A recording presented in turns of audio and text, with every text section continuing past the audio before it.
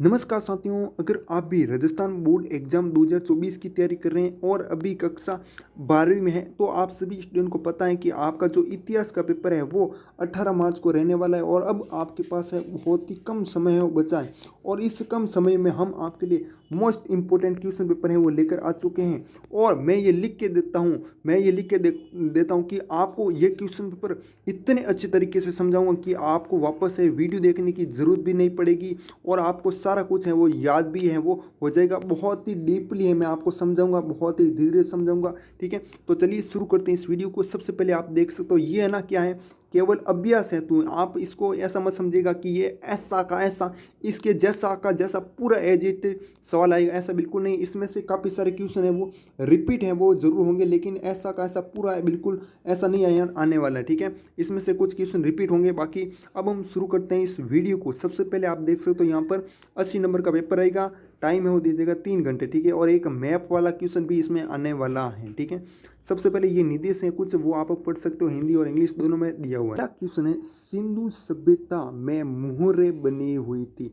पहली बात तो सिंधु सभ्यता भी आपको क्वेश्चन दिया जा सकता है और हड़प्पा सभ्यता भी दिया जा सकता है, मतलब ये दोनों एक ही नाम है ना। आपको कंफ्यूज है वो नहीं होना, आपको एग्जामिनर आपको ऐसे दे सकता है कि भाई सिंधु सभ्यता में मुहरें बनी हुई थी या फिर हड़प्पा सभ्यता में मुहरें हैं वो बनी हुई थी, किस पत्थर की बनी हुई थी, तो सेलकड़ी नामक एक पत्थर है उससे है वो बनी हुई थी। ठीक है, ये आपको ध्यान में रखना है। और क्या ध्यान रखना है, और मैं आपको बता देता हूँ, जो सेलकड़ी नामक पत्थर से जो मुहरें बनी हुई थी ना, उस पर चित्र हैं वो किसके होते थे, चित्र होते थे जानवरों के। किसके होते थे, जानवरों के चित्र हैं वो हो गए। ठीक है, और एक खास बात इसमें और बता देता हूँ, एक ऐसी लिपि के चिन्ह है यहाँ पर उत्कीर्ण हुए हैं, एक ऐसी लिपि के चिन्ह यहाँ पर उत्कीर्ण है जिससे अभी तक है वो पढ़ा नहीं जा सका है। ठीक है, ये भी आपको ध्यान में रखना है। बहुत ही छोटी छोटी चीज़ें हैं वो आपको ध्यान में रखनी पड़ेगी। तो मैंने पूरा इसमें बता दिया है। सिंधु सभ्यता में जो मुहरें बनी हुई थी वो सेलकड़ी की थी, सेलकड़ी नामक पत्थर की थी, और इस पर एक ऐसी लिपि के चिन्ह है वो उत्कीर्ण है जिससे अभी तक पढ़ा नहीं जा सका है। और इन पर मुहरों पर है ना सामान्य रूप से जानवरों के चित्र हैं वो होते थे। ठीक है, आगे वाला देखिएगा, वेद जिसमें यज्ञों की परंपरा का वर्णन मिलता है, यजुर्वेद। ठीक है, यज्ञ किस में होते थे भाई, यजुर्वेद में होते थे, तो इसका आंसर यजुर्वेद से ही हो जाएगा।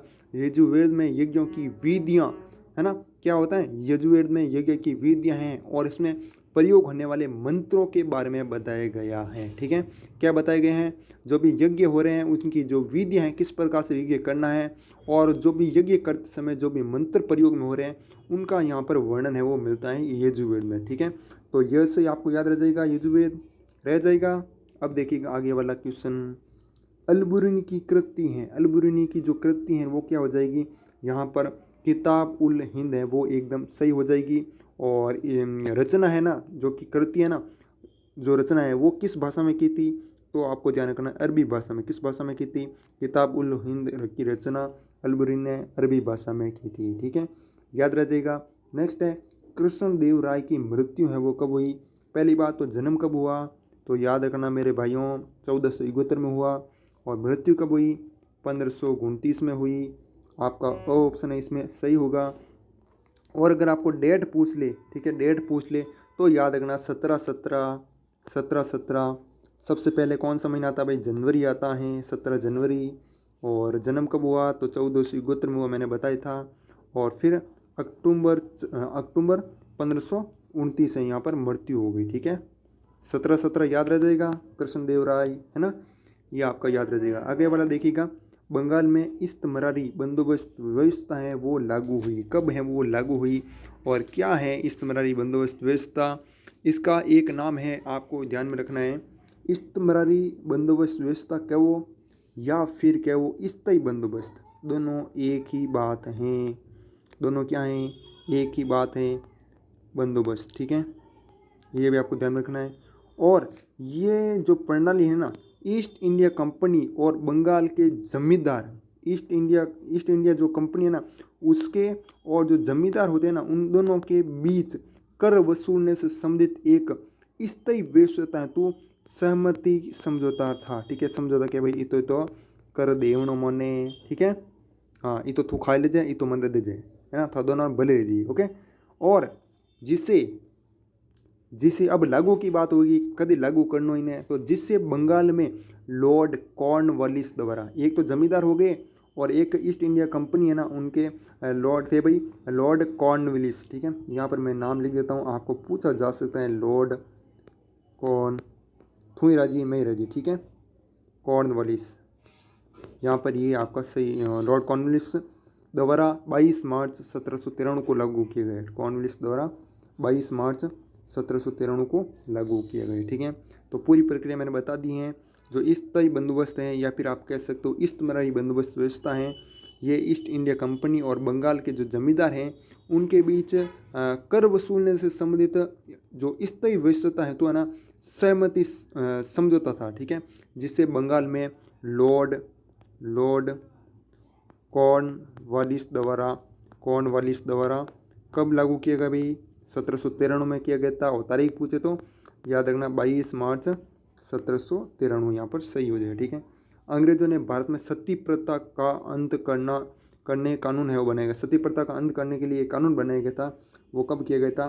पहली बात तो सती प्रथा है क्या, ये भी समझ लेते हैं हम। ये एक ऐसी प्रथा है जिसमें पति की मौत होने पर, किसकी मौत होने पर, पति की मौत होने पर पति की चिता के साथ ही उसकी विधवा को भी जला दिया जाता था। ठीक है, मतलब पत्नी को जला दिया जाता था। अब उसकी इच्छा होती कि भाई मैं तो जीऊँगी तो भी उसको जला दिया था, मतलब उसकी मजबूरी थी भाई कि मैं जीऊँ आगे, लेकिन फिर भी जला दे देता है ना। तो ये प्रथा है वो कब बंद हुई थी, तो ये प्रथा हुई थी 1829 में। और उस समय भारत के पहले गवर्नर जनरल कौन थे, भारत के पहले गवर्नर जनरल कौन थे भाई, लॉर्ड विलियम बेंटिंग। अगर आपको समझ में आ रहा है, वीडियो लाइक करो, चैनल सब्सक्राइब करो। लॉर्ड विलियम बेंटिक जो कि भारत के पहले गवर्नर जनरल थे, उन्होंने दिसंबर 1829 को सती प्रथा को क्या कर दिया, प्रतिबंधित कर दिया। ठीक है, दिसंबर 1829 है ना। अब हम आगे चलते हैं। नेक्स्ट क्वेश्चन आपका आगे वाला ये रहा आपका, रिक्त स्थान की पूर्ति करनी है। प्रारंभ में मगध की राजधानी थी, प्रारंभ में मगध की राजधानी क्या थी भाई, इसका आंसर क्या हो जाएगा, राजगृह था। ठीक है, राजगृह। ठीक है, नेक्स्ट देखिएगा, महावीर स्वामी जैन धर्म के कौन से तीर्थकार थे भाई, 24वें तीर्थकार थे। इब्न बतूता का यात्रा वृत्तांत भाषा में लिखा गया था, तो ये आपका हो जाएगा अरबी, क्या हो जाएगा, अरबी। ठीक है, मैं यहाँ पर सही लिख नहीं पा रहा हूँ, यहाँ पर लिख देता हूँ। ठीक है, अरबी। ठीक है, विजयनगर साम्राज्य के संस्थापक कौन थे भाई, 5 भाई थे। 5 भाई में से हरिहर और बुक्का। ठीक है, हरिहर और बुक्का। ठीक है, ये इसका आंसर है वो हो जाएगा संस्थापक, है ना। जमींदारी व्यवस्था में राजस्व वसूलने वाले अधिकारी को कहते थे, क्या कहते हैं भाई, तो यहाँ पर कहते हैं भाई जमींदार। क्या कहते हैं, जमींदार यहाँ पर से हो जाए, जमींदारी व्यवस्था इसमें जमींदार है उसे हो जाए। ठीक है, जमींदार। मेरठ छावनी में सिपाहियों ने विद्रोह सन में किया, कौन से सन में किया भाई, 1857 में किया। कौन सन 1857 में किया। और अगर आपको तारीख पूछ ले तो याद रखना 10 मई 1857। ठीक है, और यहाँ पर सन है तो सन 1857 में किया। ठीक है, आगे वाला प्रश्न है, निम्नलिखित प्रश्नों का उत्तर है एक वाक्य में आपको देना है। ठीक है, सबसे पहले इसमें महाभारत काल में जो युधिष्ठिर को दूत क्रीड़ा के लिए किसने आमंत्रित है वो किया था, तो किसने आमंत्रित है वो किया था, तो काका विदुरन। ठीक है, तो यहाँ पर इसका आंसर हम लिख देंगे काका विदुरन। ठीक है, विदुरन। ठीक है, अब देखिएगा, अगर बुद्ध का बचपन का नाम क्या था, तो ये तो सभी स्टूडेंट को पता है, सिद्धार्थ है ना। सिद्धार्थ है बुद्ध के बचपन का नाम था, है ना। अलवार है वो कौन थे, तो अलवार है ना, अलवार है तमिल कवि एवं संत है। ठीक है, तमिल कवि और संत है। ठीक है, मुगल काल में हासिल है वो किसे कहा जाता था। ठीक है, बहुत ही इंपॉर्टेंट क्वेश्चन है, इस क्वेश्चन को ध्यान से समझिएगा। तो इसमें है ना क्या होता है भाई, कितना कर तय करना होता है। ठीक है, कि भाई कितना कर है वो लेना है। ठीक है, वो क्या होता है, एक तो तय होता था और किसी की वसूली की जा रही है, इसके आधार पर कर है वो लिया जाता है कि कितनी है वसूली की जा रही। ठीक है, कितना कर है वो तय किया गया था और कितनी वसूली है वो की जा रही है, इसके आधार पर जो कर लिया जाता था ना, इससे ही जमा या फिर हासिल है वो कहा जाता था। ठीक है, तो ये मुगल काल में हासिल है वो होता था। ठीक है, अब देखिएगा पेशवा बाजीराव द्वितीय के उत्तराधिकारी का नाम है वो लिखना है। तो यहाँ पर हो जाएगा नाना साहेब। ठीक है, क्या हो जाएगा, नाना साहेब है इसका सही आंसर है वो हो जाए। ठीक है, अब हम आगे बढ़ते हैं। महात्मा गांधी ने दांडी यात्रा कहाँ से प्रारंभ की? तो कहाँ से प्रारंभ की? तो साबरमती आश्रम से। ठीक है, और कब प्रारंभ की? तो 1930 में। ठीक है, साबरमती आश्रम से प्रारंभ की। भारत का संविधान कब लागू हुआ? तो 26 जनवरी 1950। 26 जनवरी 1950 इसका सही आंसर हो जाएगा। ठीक है, अब हम आगे बढ़ते हैं नेक्स्ट। हाँ, मोहनजोदड़ो नगर की कोई 2 विशेषताएं वो लिखनी है। ठीक है, अब आगे वाले आप क्वेश्चन है देख सकते हो अथवा में ये जितने भी है ना, ये जितने भी ये क्वेश्चन है, ये सारे के सारे अब आपके इंपॉर्टेंट रहने वाला है। सिंधु सभ्यता में मनकों के निर्माण में किन पदार्थों का प्रयोग होता था? महाजनपद की 2 विशेषता लिखनी है। गृहपति से क्या आशय है? ठीक है, और अल बिरूनी को किन भाषाओं का ज्ञान था? बर्नियर ने मुगलकालीन नगरों को शिविर नगर है वो क्यों कहा? ठीक है, और सगुण भक्ति परंपरा क्या है? वेद सेव परंपरा क्या थी वो बताना। ठीक है, और फिर है आगे आपका मुकदम मंडल के कार्य लिखने हैं, और अथवा में आप ये नीचे वाले प्रश्न कर सकते हो। इन क्वेश्चनों को आप हैं वो देख सकते हो, ये सारे के सारे क्वेश्चन हैं, बहुत ही अच्छे हैं, बहुत ही इंपॉर्टेंट है।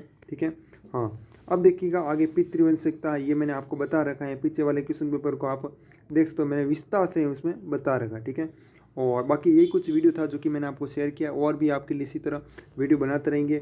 और आपको क्वेश्चन पेपर की जो PDF है वो आपको हमारे टेलीग्राम ग्रुप में मिलती रहेगी।